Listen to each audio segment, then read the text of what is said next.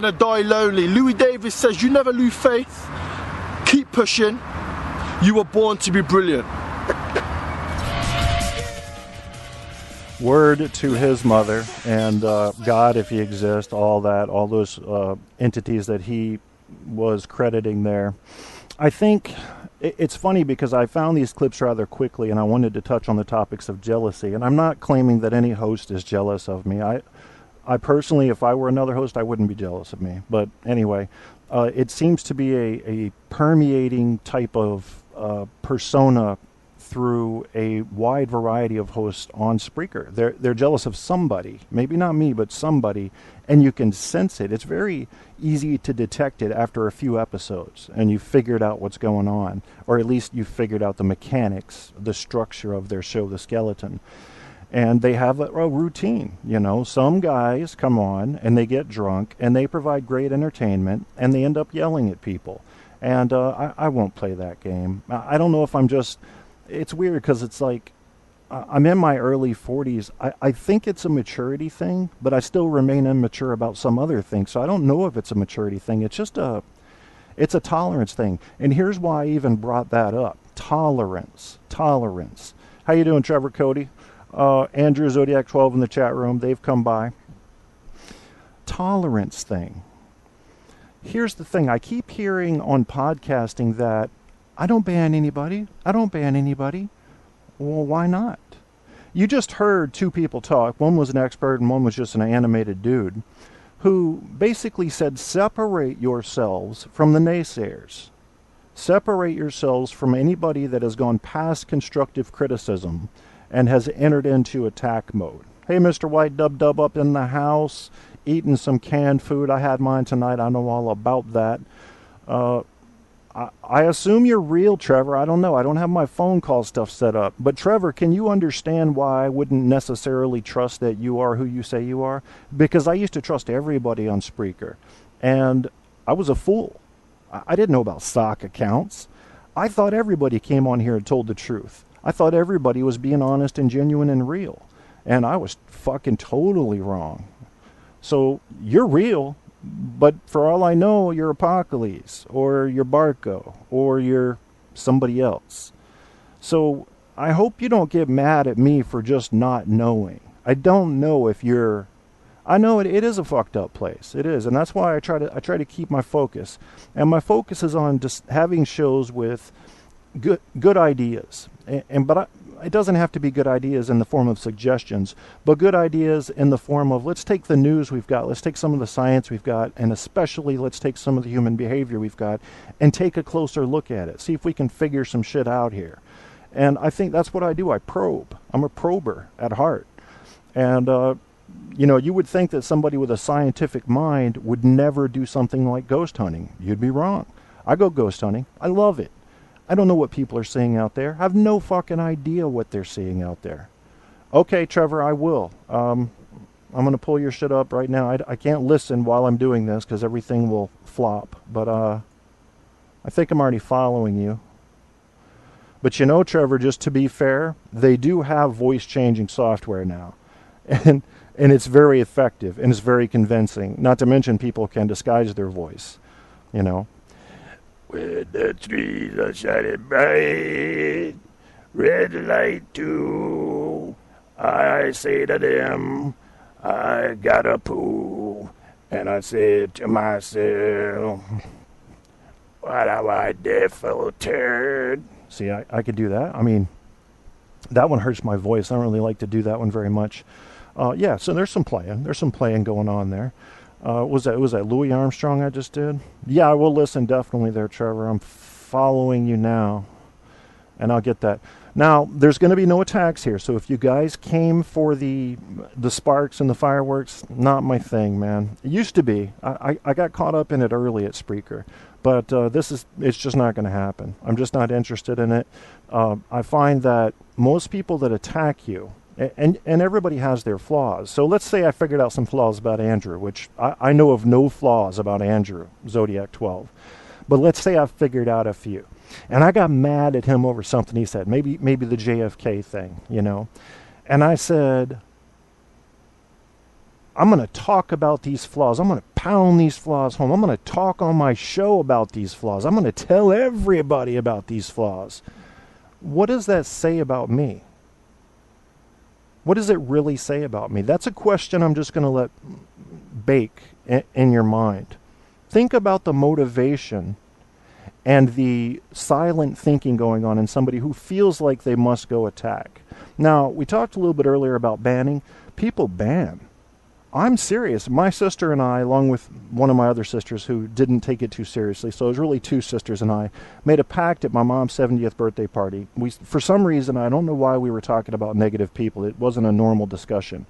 Well, have I addressed the Rick issue? I'm addressing the general issue of angry hosts that like to yell on their shows and attack. Yeah, small-minded, very narrow-minded. And frankly, I can be drawn into that sometimes, Andrew. If I react quickly, especially if I'm in a pissy mood over back pain or something, I become an animal too. And I don't like myself for that. And I don't think the people that listen to this show like that. They don't like that part of me. That's the feeling I got after I kind of went off 6 months ago on a couple people. And I'm not interested in it anymore. It's not, it bugs me for a while. I get depressed when there's any kind of major disagreement going on between me and somebody I thought was a friend. There's a little sense of depression I get, like, fuck, why did this happen, But then I get past it, and I'm ready to move straight forward, and that's what we're going to do. But there's one more little video that has to deal with jealousy, and this is almost like a sanitized little audio clip that you get off YouTube, and by the way, it is legal under the Fair Use Act. So everybody trying to get me. Now, maybe they will. This is called Dealing with Jealousy. It's a quick clip. You guys are going to like it. It's going to be informative. It's not broken down too Barney style, but it does work. And I already talked earlier, you should listen from the beginning, Trevor, when you get time. The average amount charged by people doing high-quality graphics work comes down to $150 an hour. I do 10 hours of work for $30. So you can do that math. Let's play this real quick. I want you to hear one more quick clip, and this will be the last one for the night, and then we'll just go freestyle on dealing with jealousy. I'm trying to help you, and it'll help me too. This is therapeutic for me as well as for my listeners if they get something from it. So let's do it right now. That mix of fear and anxiety that materializes when you feel threatened by someone prettier than you, smarter than you, it can cause you to do some pretty stupid sitcom-level stuff just to regain control. Things that usually hurt other people, too. You're probably familiar with this feeling. It's what Shakespeare called the green-eyed monster. Today, we're talking about jealousy. Here's the thing, kids. Jealousy is a distinctly first-person emotion. It almost always comes from a place of insecurity, which you ultimately project on others. The bottom line? Jealousy isn't about the other person. It's about you. Today on Wellcast, we're going to help you work through these insecurities so that your friends and your loved ones don't get caught in the crossfire. We'll give you 3 coping mechanisms to help you keep that jealousy from taking complete control of your life, ruining your relationships, and making you look totally stupid. I know you felt that vice-like grip of the green-eyed monster, because you're not alone. It happens to everyone. Studies show that children as young as 6 months grimace when their mothers interact with a dummy baby. It's pretty much the occupational hazard of belonging to the human race. We want to be loved, and we do not want to be ignored. Unfortunately, long after we've outgrown our diapers, we still become a little childlike when we're jealous. Jealousy tends to come with a specific set of blinders, and the more jealous we are, the less able we are to, let's say, empathize with others. For example, a study conducted by the researchers at the University of Delaware found that jealous people were more easily distracted and less able to perform simple memory games. So let's try to figure out how to get your jealousy issues under control. Take out your Wellcast journal. We've got a 3-step system for this, and it's simple. Acknowledge, communicate, and resolve. So the next time you're in a situation where you're experiencing those extreme jealous thoughts, go into a separate room, take out your Wellcast journal, and calm down. Step 1, acknowledge. Admit it. You're jealous, and you can't run from your feelings. But by addressing your jealousy head on, you can keep it from taking on epic, unrealistic proportions. Write down exactly what's making you jealous and why. Let's say you just found out that your two best friends didn't invite you to that movie that they caught last week. Get it out. My friends are hanging out without me. I'm scared they'll stop being my friend. It's okay to be a little dramatic. It's just your journal. Step 2, communicate. Now that all of your embarrassing thoughts are out on paper, go get the real story. Don't have an imaginary argument with your friends in your head. It's only going to make things worse. Tell them how you feel about what happened. Be vulnerable and apologize to them if you overreacted in any way, because you might have. Make it clear that you're expressing your feelings and not stating facts. Speak in I statements. I feel like you didn't want to hang out with me because you're tired of me. That's your insecurity. At a certain point, the only way to get over your jealousy is to stop thinking about yourself all the time and see someone else's point of view. Step 3, resolve. And this will be the hardest part for you because now you have to listen. Your friends might tell you that you're overreacting, and they might be right. We know you don't like horror movies, so we didn't think to invite you. Let's recap. That big, bad, green-eyed monster gets all of us sometimes. But today, we learned 3 ways to keep it at bay. By acknowledging your own insecurities, communicating with others, and ultimately listening. Tweet us at WatchWellcast, email us at watchwellcast@gmail.com, or leave a comment down below. We'll see you next time. You're listening to Truth on Tap with host Kevin Kierstead.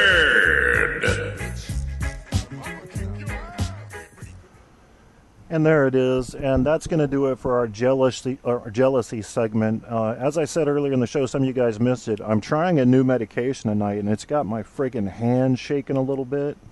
It's weird, man. It's a medication I've used before, but it's in a concentrated form. It's perfectly legal. It's not prescription or something that is illegal, but I'm telling you, it's powerful. And there he is. There's Colin. Colin, my friend. Now, Colin and I have a history. We go back to high school days together, and then we parted and went our separate ways, both military. And I don't want to share too much because him and I will probably be doing shows in the not too distant future together. So we'll let all that come out then. But I see Colin as a brother that I never had. And I grew up with 4 sisters. And of course, I used to have a lot of friends come over to the house because all 4 of my sisters are older. So when I was a kid, they'd be laying out in the backyard in their bikinis over when we lived in Newport News, Colin, before I went out to Matthews in 8th grade. And they'd all want to come over, and I would always wonder, I'm not that charismatic. Why do I have so many friends? It didn't really click for a while. I was like, oh, they want to come look at my sisters. Gotcha. Yeah, I've got 4 sisters. Let's see. 1, 2, 3 are married. One is available. I don't know if you can charm them really well. Maybe you can get one anyway. But since I'm 43 and they're all older than me, that may put them out of. Some of you guys are younger. That might put them out of your category there. Colin, my good friend and soon-to-be blood brother, is attempting. He's making a friendly attempt to connect me with someone that he believes I will enjoy talking to, and I think he's probably right, but I'm at a weird time right now, and Colin knows that this is factual, what I'm about to share with you. So you guys didn't know this. The other night, when all this shit broke out on Spreaker, I had just dug a grave for a cat. And laying on my bed right now is a dog that I happen to love very much. And this dog is probably in her last weeks of life. So write those 2 down, then come back to this. My mother has been having some very serious health issues lately, and I'm not sure how much longer she's going to be with us. What's more, my fiance and I are in a separated state, reevaluating things, and there is a strain and struggle from that, along with the relocation. And on top of that, I've had the type of pain that makes people go to an ER and say, just fucking admit me till it's fixed.